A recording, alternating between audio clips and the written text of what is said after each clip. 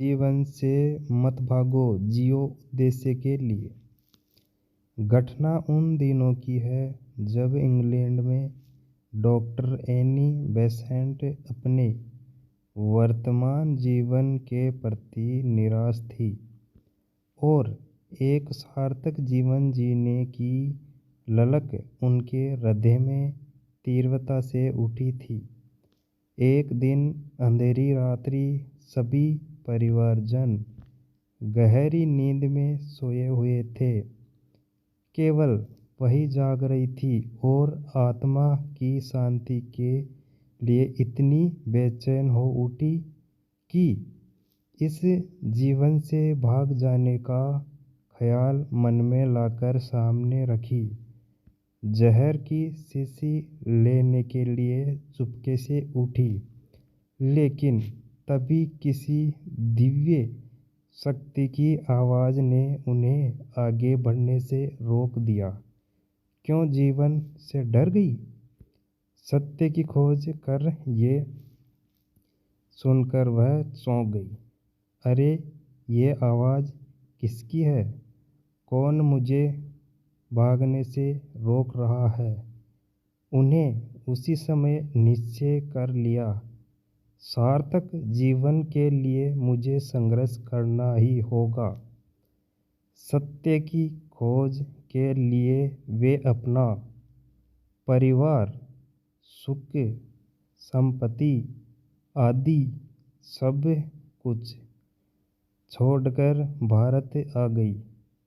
उन्होंने साध्वी जैसा जीवन यहाँ ग्रहण किया और विश्व को भारतीय जीवन दर्शन के रंग में रंग देना ही अपना मुख्य उद्देश्य बना लिया।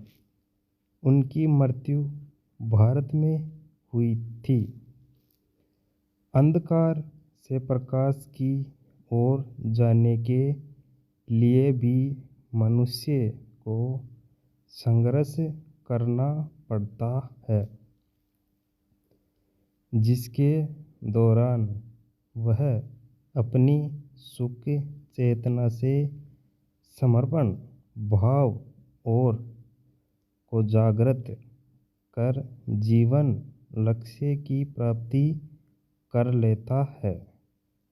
ऐसे संघर्षवान व्यक्ति की ईश्वर भी सहायता करता है, बशर्ते वह सच्ची लगन व उत्साह के साथ सार्थक जीवन के प्रति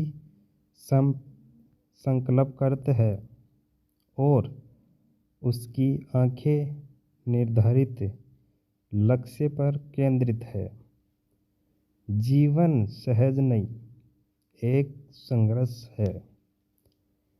कठिनाइयाँ एवं बाधाएं जीवन के अंग है। इनसे भयभीत होकर कर्तव्य पथ से पलायन कर देने का अर्थ होगा अपने जीवन मूल्य को नष्ट कर देना। सत्य तो यह है कि कठिनाइयों और दुखों पर विजय प्राप्त करके ही मानव ने इस भौतिक संसार का इतना ऊंचा विकास किया है। जब कड़वी दवाई के सेवन से रोग का निदान शीर्ष होता है, तब हम अपने जीवन लक्ष्य की सिद्धि में संघर्ष करने से क्यों कतराएं? हेनरी फोर्ड का कथन ध्यान देने योग्य है। कृपया दोस्तों, कथा कैसी लगी